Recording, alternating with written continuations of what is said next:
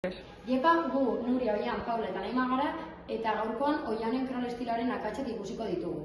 Orduan, Oian, goiko gorputzadarekin nahiko koordinatua da eta ongi egiten ditu, baina bere akats nagusienak hanken koordinazioarekin lotzen ditugu. Orduan, bere lehenengo akatsa da, eskuin-eskua sartzen duenean, ezkerreko hankak ez duela beranzko mugimendu egiten.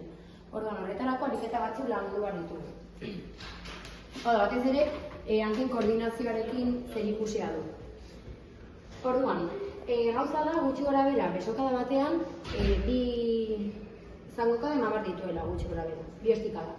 Orduan, egin batekin, bat, bi, bat, bi, bat, bi, bat, bi. Hori da, bizto azkarrago, bat, bi, bat, bi, bat, bi, bat, bi.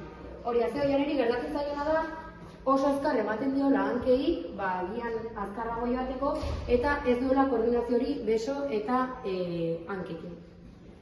Bere beste akats bat, da, adibidez, imaginatu, hau, ura dela, berak bere zangoak goitik joaten direla. Eta hori editatzeko gauza da, asko flexionatzen dituela belaunak. Eta gehiago, bere mugimendu gehiago hankekin egin behar dela, horrela. Bai, flexionatzen dela, baina ez hainbeste. Hori egitean bere orkatilak ateratzen direla. Orduan, egin mugimendua, Oian? Hori da, baina bere ardatzarekiko ez du horiz pasatu da. Gero, honetaz gain, biraketetan baita ere zenbait akats egiten ditu. Lehenengo akatsa da, hurbiltzerako orduan, ez duela oso ongi kalkulatzen bere besokadaren distantzia. Eta horregatik, biraketa egiterako garaian ez duela ongi kalkulatzen hormarekiko distantzia. Horretarako, pentsatu dugu ariketa bat, zizaiketarako, dela, bere iristen denean, bi besoekin ukitzea, eta hemen ikusiko du, txiribuelta eginez, zein den bere distantzia. Bere besoen luzeraren arabera. Orduan, iritsi bertara, eta iristerakoan ukitzen dugu, eta buelta ematen dugu, beldura egitentzeko eta distantzia kalkulatzen. Orduan, behin egin, eta hor txiribuelta egin entzun. Gero, beste akats bat da, behin txiribuelta egiten duenean, posizionetan dago, ez dituela bi besoak buru gainean jartzen. Orduan, ez baditu hemen jartzen, bagian alde batera joaten alda edo deskoordinatu. Orduan, egin behar duguna da, jarri buruz gora, hankak hemen, eta kasu honetan, besoak buru gainean izan dituzu elkarrekin, eta egin indarra eta atzea. Hori izan zen mugimendu egokia. Eta, listo, bertzea akatsa zen, bakarrik beso batekin joaten zela. Orduan horretarako, bi besoak elkartzen ditugu eta horrela elkarrekin joango dira. Orain Nuriaren bizkari estiloaren akatsak eta zuzenketak egingo ditugu. Nuriaren akatsoikoena edo nagusiena, bultzada egiten duen unean, beste besoa, prozesua edo mugimendua ez duela hasi, hau da, bata egiten duela eta gero bestea. Eta zuzentzeko bultzada egiterakoan jada bestea uretan sartzen egon behar da. Hau da, hau sartzen duenikan uretan, sartzean, hau ateratzen egoten da. Torun bultzada unerako hau ere bai uretan sartzen du. Gainera, sorbalden mugimendua oso txikia egiten du, hau da. Horrela, eta hori zuzentzeko errolidoa exageratuago egin beharko luke.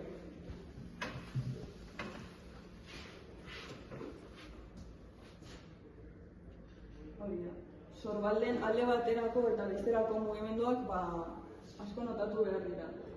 Eta azkenik, biraketei dagokionez ere bizkari estiloa danaz, non dagoen norma ez du ondo kalkulatzen duen, eta ondorioz biraketa ez du ondo egiten. Orduan hori zuzentzeko oso erraz, referentzia bat hartuta, hau da, eskailerak edo banderinak edo zerbait, kontuan hartuta noiz duen pareta jakingo du.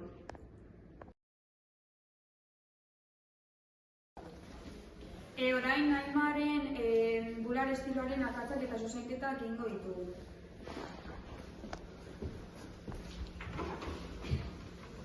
Goiko gorputza erretik hasita Naimak egiten duen akats bat da besoen trakzioa egiten duenean ukondoak ez dituela bularraren parean doblatzen, baizik eta beraino joaten da eta hortik luzatu egiten da.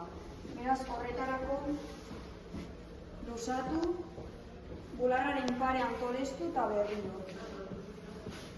Honatina. Hori. Gutxo gara bera. Eta horrekin lotuta egiten duen beste akats bat da ukondoak oso separatuta daramanez, eskuak ez direla elkartzen. Hemen elkartu, biak.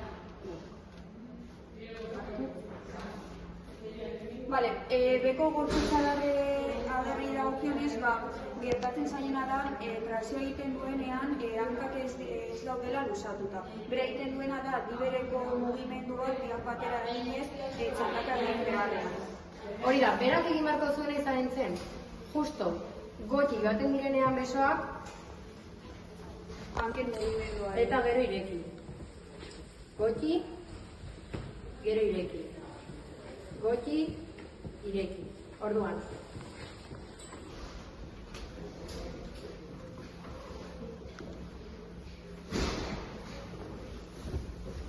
Hori da. Eta hankekin egiten duen beste akats bat, oinak flexioan jarri beharrean, estentxoan jartzen ditu, eta horrekin lotuta oinak gehiagizko mugimendua ez egitearen ondorioz, oinak ez dira belauna baino kanporantz joaten. Orduan mugimendua exageratu beharko zuen. Hori egin beharrean, Horrela.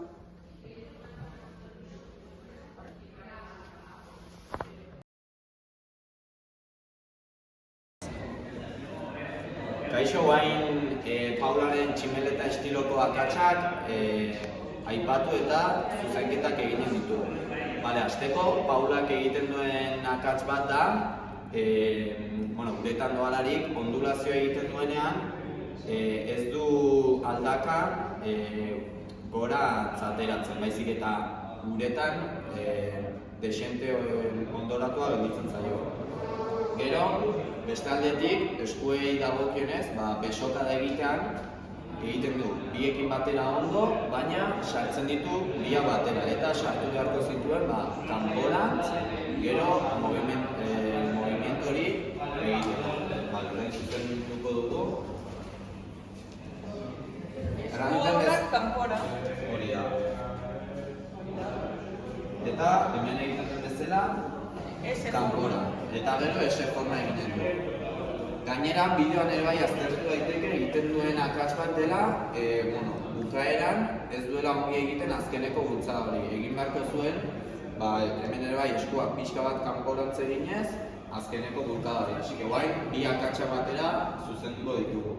Lehenbizko, hola sartuz, eta bultzada pixka bat ere bai kanpora egin. Hori da. Gero, beste akats importante bat da, eskuak eta burua biak batera sartzen dituela. Eta sartu beharko zuen, burua lehenengo, eskuak baino, besoak baino lehenengo. Lehenbiz burua eta gero besoa.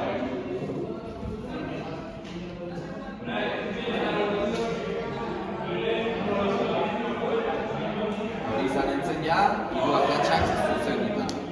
Gero, hankei dagokionez, egiten duen akats nagusia da, ez doazela bi hankak gehiegi separatua daudela, eta ondulazio horregatik ez duela oso ongi egiten daudelako separatua. Eta horiek izan entziren akats guztiak.